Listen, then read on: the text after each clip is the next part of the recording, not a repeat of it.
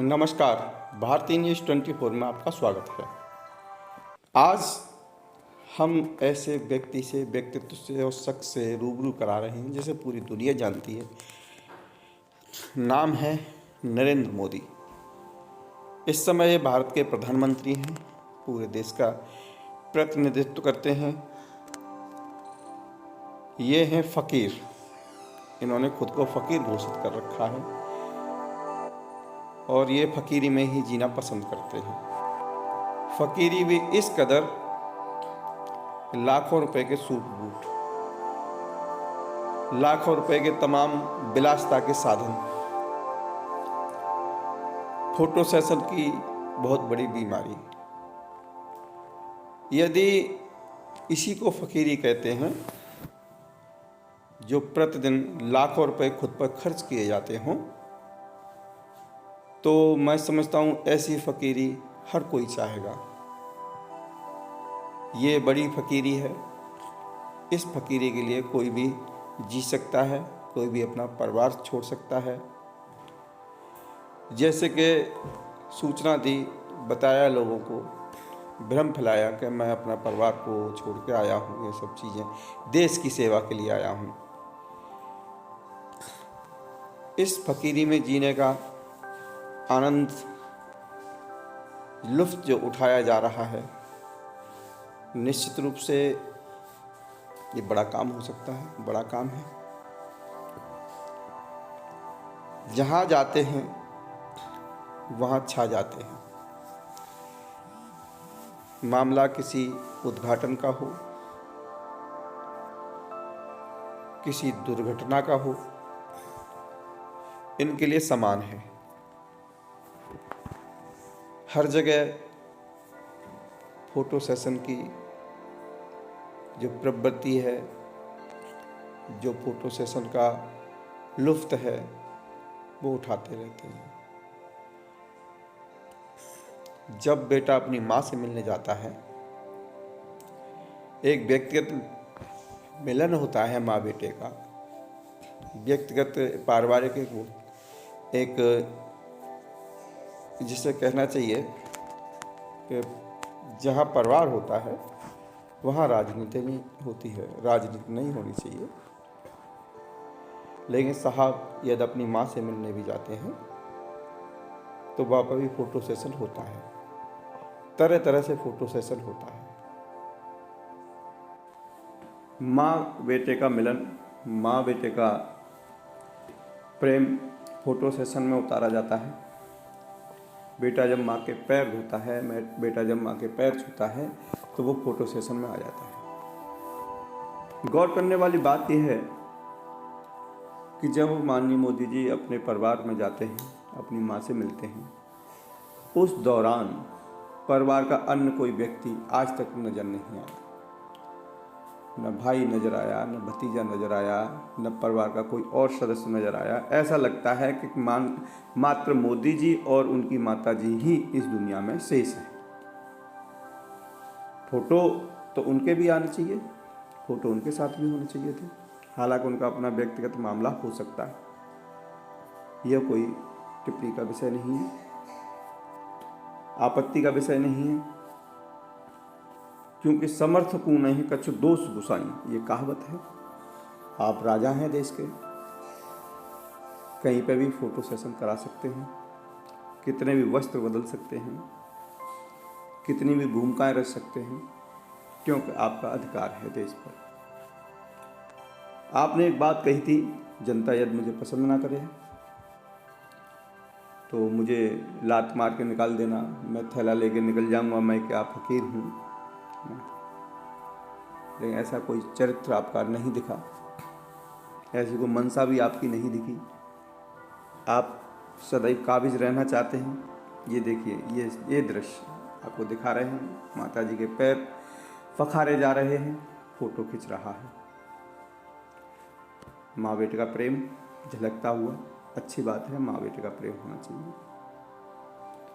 ये बेटा माँ के पैर धो रहा है, बड़े अच्छे संस्कार हैं, होने भी चाहिए। इतनी ऊंची पदवी पर पहुंचने के बाद में, पोस्ट पर पहुंचने के बाद में, पूरे देश का प्रतिनिधित्व करने के बाद में भी अगर माँ याद है माँ के चरण धोए जा रहे हैं। इससे बड़ा संस्कार कोई हो नहीं सकता। नमन है इस संस्कार को। ये बड़ी बात है जो इतने व्यस्तता के बावजूद भी अगर माँ याद है, निश्चित रूप से ये बड़ा कर्तव्य माँ के प्रति बेटे का। अच्छा दृश्य, बड़ा सुकून देने वाला सीन है। माँ के पैर पखारे जा रहे हैं, माँ के पैर धोए जा रहे हैं। बड़ी तल्लीनता से, बड़ी सादगी से नीचे बैठे हैं। माँ के पैरों के नीचे जन्नत होती है, उसी जन्नत का लुत्फ माननीय मोदी जी उठा रहे हैं।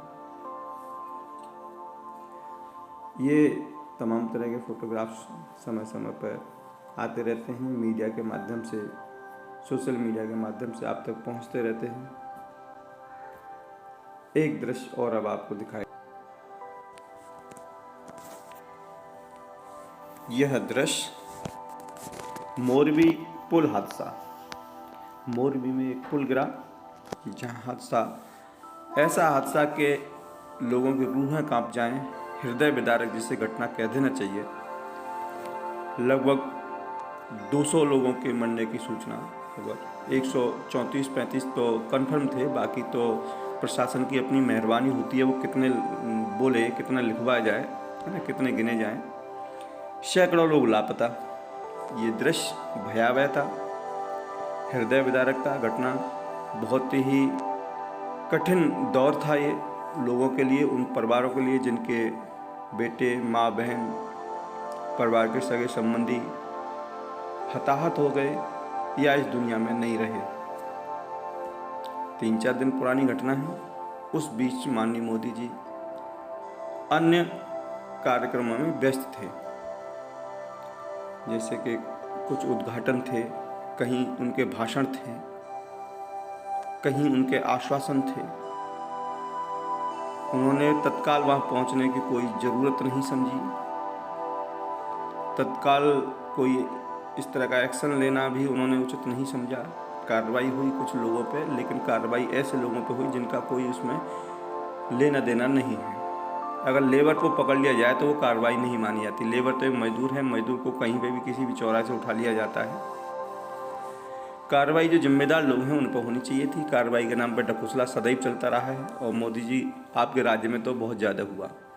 एक और इसी तरह से पुल गिरा था आपके ही शासन में, आज तक उस ठेकेदार का पता नहीं, उस पुल पर क्या कार्यवाही हुई उसका कोई अता पता नहीं।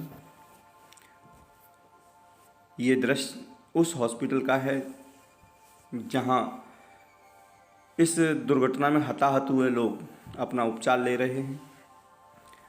आपको बता दें, ये हॉस्पिटल 2 दिन पहले खंडहर की स्थिति में था। 2 दिन तक मोदी जी वहाँ नहीं पहुँचे।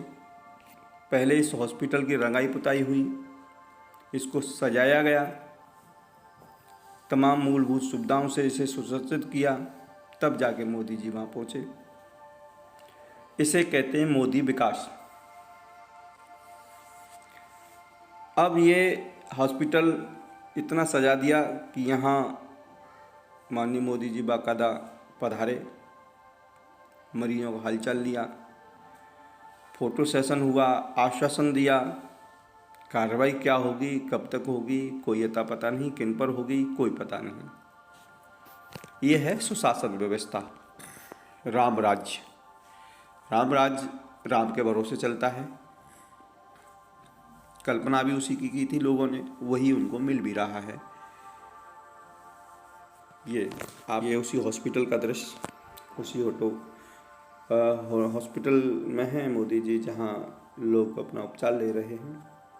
कुछ गुफ्तगू कर रहे हैं मोदी जी, बताना चाह रहे हैं कि आप चिंता ना करें, हम आपके साथ हैं। साथ कितना मिलेगा ये भविष्य की बात है, क्योंकि मोदी जी जो कहते हैं वो करते कभी नहीं है। फकीरी है इनके अंदर, क्यों फकीर का कोई ठिकाना नहीं होता। वैसे इनकी बातों का भी कोई ठिकाना नहीं है। बातें बहुत करते हैं, जगह जगह करते हैं, रेडियो पे करते हैं, मन की बात करते हैं, सुनते नहीं। ये इनकी विशेषता है। इनको कभी किसी की चीख सुनाई नहीं दी। जहाँ चीखें उठती हैं वहाँ इनको आनंद आता है। एक घटना और बंगाल में घटी थी कुछ साल पहले, उसका वीडियो भी आप तक पहुंचाया। उसमें मोदी जी ने कहा कि ये बगड़ा भगवान की कृपा है, ये इस तरह की घटना हो गई, लोग तमाम मारे गए, ये भगवान की कृपा है, ये होना चाहिए। इससे लोगों को पता चले कि सरकारें कैसे काम कर रही हैं। अब सरकारें जवाब दें, मोदी जी जवाब दें कि आपकी सरकार और आप किस तरह काम कर रहे हैं। जिन जिन चीज़ों का उद्घाटन आपने किया वो लगभग कुछ ही समय में धराशायी हो गई, टूट गई या टूटने की स्थिति पे आ गई। ये सादगी कब तक और रहेगी, इस तरह की फ़कीरी और कब तक जिएंगे, भविष्य की बात है। एक सादगी भरा माहौल हमेशा आपसे झलकता है। लाखों रुपए आपके मेकअप में खर्च हो जाते हैं देश के। आपने कहा था मैं झोला वाला व्यक्ति हूँ, झोला लेके चलता हूँ। आपके हाथ में झोला तो नहीं दिखा, लेकिन आपने लाखों लोगों के हाथ में झोला और तंबूरा पकड़ा दिया। आज के लिए बस इतना ही। आप देखते रहिए।